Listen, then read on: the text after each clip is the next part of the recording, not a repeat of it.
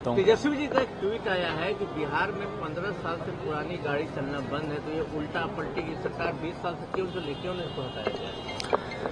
देखिए, अगर वो 15 साल की बात करते हैं तो ये 15 साल फिर उनका भी याद रहेगा सबको। जब 90 के दशक में जब उनका 15 साल था, उसमें क्या हाल था बिहार का।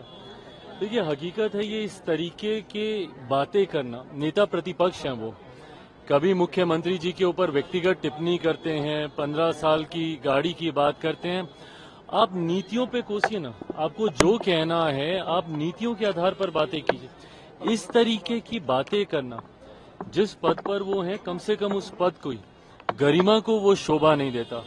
बट बहरहाल मैं इस बात को भी समझ सकता हूं कि चुनावी वर्ष है और जिस तरीके से हमारा गठबंधन मजबूती के साथ जीत की ओर अग्रसर हो रहा है, जो फीडबैक आ रहे हैं उपचुनाव के, जिस तरीके से परिणाम आए, जिस तरीके से गठबंधन के तमाम नेता एक साथ पूरे प्रदेश का भ्रमण कर रहे हैं, हर दल के सारे प्रदेश अध्यक्ष, पांचों दल के प्रदेश अध्यक्ष एक साथ बिहार के हर एक जिले में जाकर संगठन की मजबूती देने का कार्य कर रहे हैं। इन तमाम बातों से परेशानी विपक्ष को जरूर है।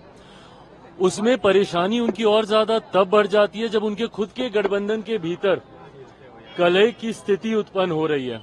जिस तरीके से कांग्रेस और राजद के भीतर बातचीत का एक अभाव अब देखने को मिल रहा है, जिस तरीके से कांग्रेस के नए प्रभारी आए, वो जिस तरीके से पहले कांग्रेस उनके सामने नतमस्तक रहती थी, इस बार संभवतः कांग्रेस उस भूमिका में शायद नहीं हो।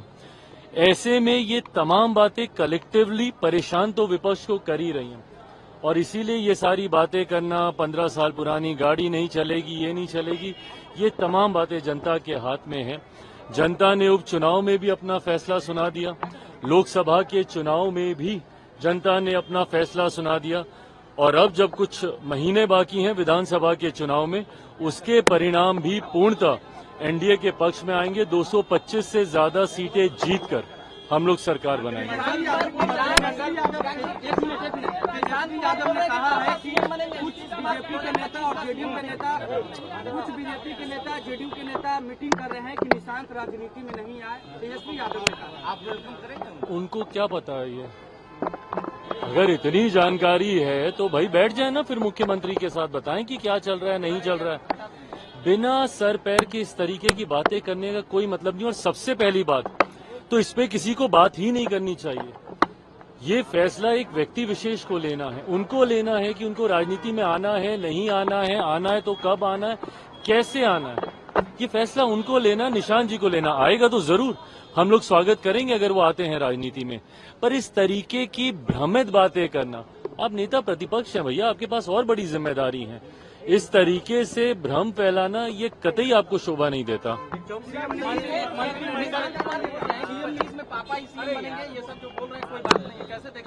भाई बिल्कुल हम मानते हैं कि 2025 विधानसभा चुनाव परिणामों के बाद एनडीए की सरकार बनेगी, मुख्यमंत्री जी के नेतृत्व में चुनाव लड़ेंगे और वो पुनः मुख्यमंत्री बनेंगे। मंत्रिमंडल का विस्तार हुआ है और कहा यह जा रहा है कि जो लोग मंत्रिमंडल में आए हैं वो लोगों का बैकग्राउंड देखना चाहिए। क्या है? तेजस्वी यादव ने कहा है कि क्रिमिनल माइंडेड है, रिकॉर्ड देखा जाए। ऐसी बातें कम से कम इनको नहीं करनी चाहिए, क्योंकि एक उंगली अगर ये किसी और पे उठाएंगे तो बाकी की उंगलियां इन्हीं के ऊपर उठेंगी। समन अभी आया ना फिर से पूरे परिवार को।